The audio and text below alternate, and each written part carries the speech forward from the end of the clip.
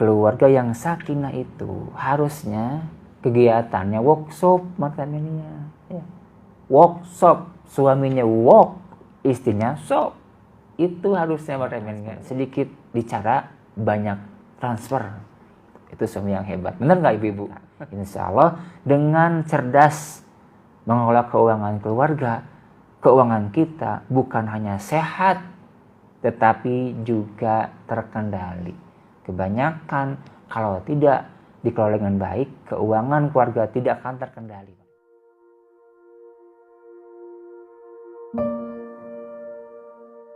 Kalau pada faktor nafkah lahir tidak, maka suami itu ya bisa disebut berdosa makanya, karena menelantarkan nafkah istrinya, anaknya. Justru di antara tadi standar nikah itu adalah ketika suami sudah siap dan sanggup untuk menafkahi, boleh nikah. Ini mah sudah nikah, nggak menafkahi, dosa makanya. Hati-hati suami yang tidak menafkahi istrinya. Oke lah misalnya long distance, suami di sebuah kota, di luar kota, di seberang misalnya. Berarti nafkah batin nggak bisa kan, karena terhalang jarak. Tetapi nafkah lahirnya harus transfer lah ya. Ya, jadi suami yang keren itu bukan hanya ngasih kebahagiaan ya batin saja enggak, tapi ya, transferan makanya ya, transferan itu. Suami yang luar biasa itu ya banyak transfer, sedikit bicara banyak transfer. Itu suami yang hebat. Benar nggak ibu-ibu? Jadi tuh kalau hari ini keluarga Anda itu terhalang jarak, long distance, karena misalnya penempatan kerja atau dimutasi oleh perusahaan atau oleh negara kalau PNS, sedangkan istrinya di kota masing-masing, di rumahnya, di lemburnya misalnya, maka ketika nafkah batin tidak bisa diberikan karena terhalang jarak, nafkah lahir harus namanya. Mudah kan sekarang banyak kan transfer kan begitu. Nah, ingat dalam sebuah keterangan makanya, ya dalam sebuah hadis Rasulullah menyampaikan simpul, dinarun anfaqtahu fi sabilillah, ya, wa dinarun anfaqtahu alal miskin, wa dinarun anfaqtahu fi raqabah, wa dinarun anfaqtahu ala ahlika, kata Rasulullah, a'udhamuhuma ajran dinarun anfaqtahu ala ahlika. Satu dinar yang kau infakkan di jalan Allah, satu dinar yang kau infakkan berikan pada fakir miskin, orang miskin, satu dinar yang kau berikan untuk program pemerdekaan hamba sahaya, dan satu dinar yang kau infakkan untuk keluargamu, yang paling besar pahalanya adalah satu dinar yang kau infakkan pada keluargamu. Di antara infak yang kita keluarkan untuk jihad fisabilillah, untuk orang miskin, untuk program keumatan, di antaranya disimbolkan dengan program pembebasan hamba sahaya, dan infak keluarga, kata Rasulullah, yang paling besar pahalanya adalah infak untuk keluargamu. Maka sebelum yang lain, utamakan keluarga. Makanya utamakan keluarga. Gitu makanya ya. Jadi Rasul sudah memberikan simpul bahwa ternyata nafkah itu sangat luar biasa, kedudukannya tinggi. Suami yang tidak menafkahi istrinya, anaknya, berarti dia termasuk suami yang tidak baik, tidak benar, bahkan suami yang berdosa kalau sengaja tidak mau menafkahi istri dan anaknya. Oleh karena itu, yuk suami kita bersemangat ya keadaan COVID hari ini yang memang secara langsung berpengaruh pada maisha kita, jangan sampai membuat kita terhalang. Tetap spirit, tetap semangat. Ingat, ketika Anda menafkahi istri dan anak Anda, maka Anda nilainya sedang berjuang dan berjihad. Makanya Allah akan memberikan pahala yang cukup berlipat ganda bagi Anda yang semangat spirit untuk menafkahi keluarga. Jadi, makanya pun dalam Al-Quran dijelaskan begitu ya. Wa alaihinna rizquhunna. Ya, bagi atas suami itu wajib menafkahi seorang istri.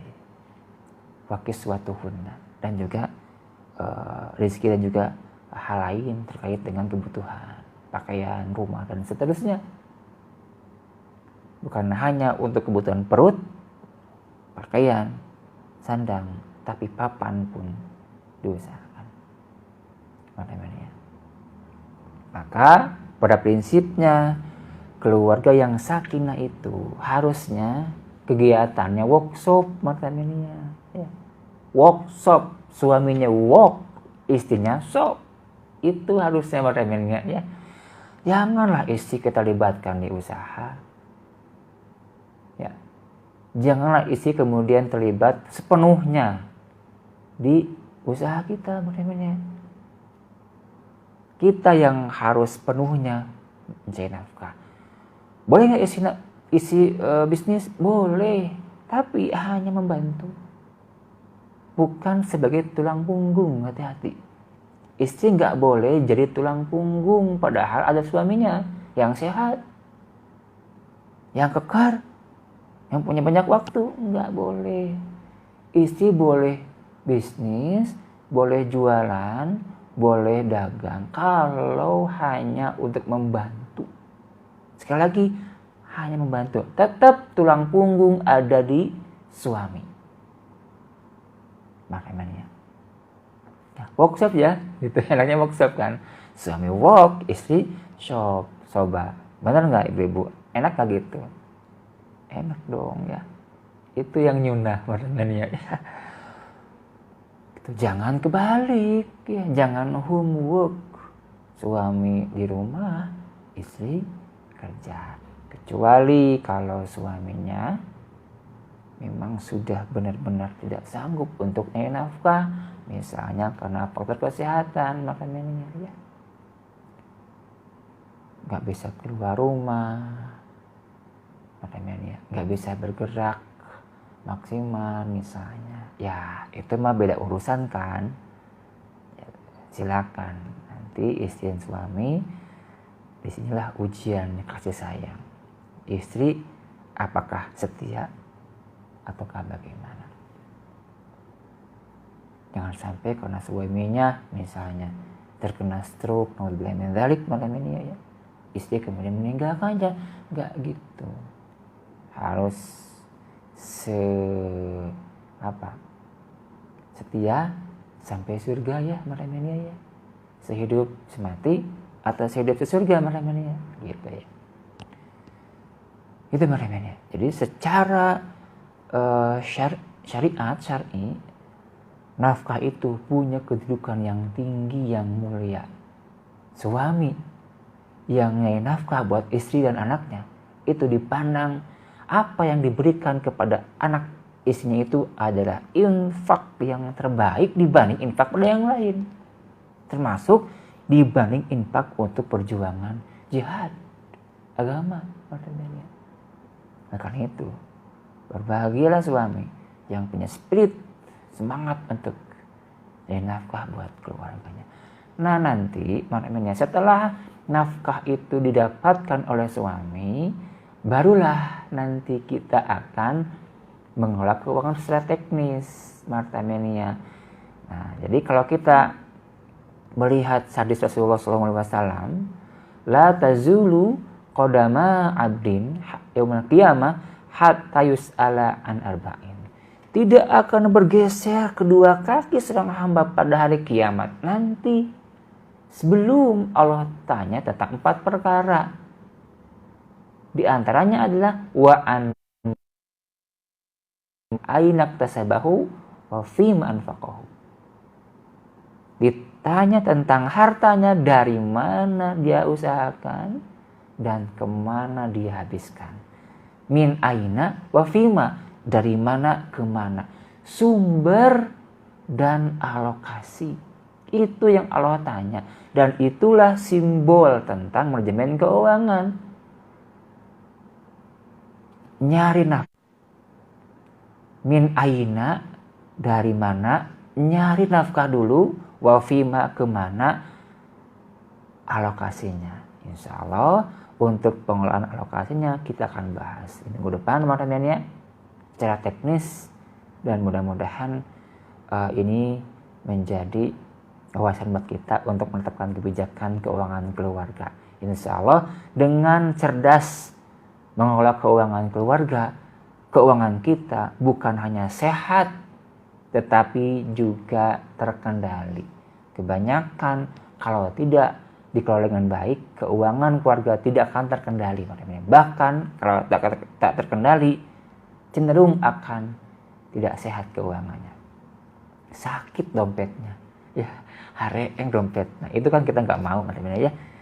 Bagaimana uang yang kecil atau besar, kekayaan yang sedikit atau banyak, itu bisa dikelola dengan baik.